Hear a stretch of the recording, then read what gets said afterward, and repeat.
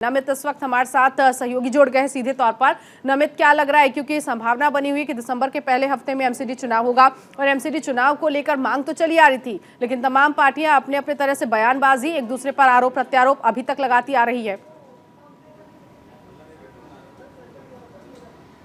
देखिए, बिल्कुल आम आदमी पार्टी तो पिछले एक साल से दिल्ली के अंदर एमसीडी चुनाव की मांग कर रही थी, जिसको लेकर हमने बीच में देखा कि डिलिमिटेशन की बात की गई और उसके बाद केंद्र सरकार ने मई के महीने में एमसीडी तीनों एमसीडी को एक किया और फिर परिसीमन किया गया और 272 से घटाकर वार्डों की संख्या को 250 कर दिया गया। हालांकि आज शाम 4 बजे अब से तकरीबन आधे घंटे के बाद, यानी कि 1 घंटे के अंतराल के बाद जो प्रेस कॉन्फ्रेंस दिल्ली चुनाव आयोग करने वाला है, उसमें 90% संभावना है कि दिल्ली के अंदर एमसीडी चुनाव की तारीखों का ऐलान हो जाए। और जो मेरे सोर्सेज बता रहे हैं कि दिसंबर के पहले या दूसरे सप्ताह में जो दिल्ली के एमसीडी चुनाव हैं वो हो सकते हैं। और उसके पीछे 2 वजह सबसे बड़ी हैं। पहला ये कि दिल्ली के अंदर जो वार्डों की संख्या है, परिसीमन है, उसको कर दिया गया है, 250 वार्ड बना दिए गए हैं। इसके अलावा जो दिल्ली के अंदर 250 वार्ड हैं उनको आरक्षित कर दिया गया है, 42 सीटें अनुसूचित जाति के लिए। इसके अलावा 50% जो सीटें हैं वो महिलाओं के लिए आरक्षित की गई हैं। साथ ही साथ जो दिल्ली चुनाव आयोग हैं उनकी तरफ से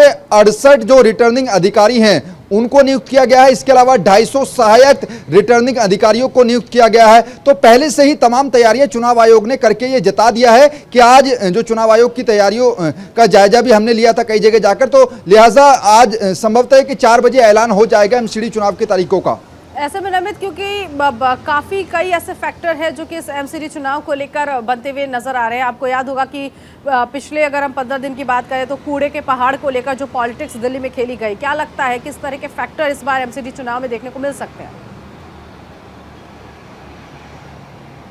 देखिए, इसमें कोई दो राय नहीं है कि दिल्ली के अंदर पिछले 15 सालों से जो बीजेपी शासित है एमसीडी के अंदर, उनके खिलाफ दिल्ली के अंदर एंटी इनकम्बेंसी है और जिसका फायदा दिल्ली के अंदर सत्ताधारी पार्टी आम आदमी पार्टी को मिल सकता है। क्योंकि लगातार आम आदमी पार्टी दिल्ली के अंदर उन मुद्दों को उठा रही है क्योंकि जो जनता से जुड़े हुए हैं, चाहे दिल्ली के अंदर 3 जो कूड़े के पहाड़ हैं, भलसवा लैंडफिल साइट की बात करें, Ghazipur landfill site, Okhla landfill site. इसके अलावा आम आदमी पार्टी ने यह भी आरोप लगाया था कि बीजेपी 16 नए और कूड़े के पहाड़ बनाना चाह रही है। तो इस तरीके के बड़े आरोप आम आदमी पार्टी ने बीजेपी पर लगाए थे और आम आदमी पार्टी ने क्लियर कर दिया था कि कूड़े के मुद्दे पर ही वो इस बार चुनावी मैदान में उतरेंगे। कॉन्फ्रेंस में आखिर कौन से बड़े ऐलान किए जाते हैं और क्या वाकई स्थिति साफ हो पाती है दिल्ली एमसीडी चुनाव को लेकर?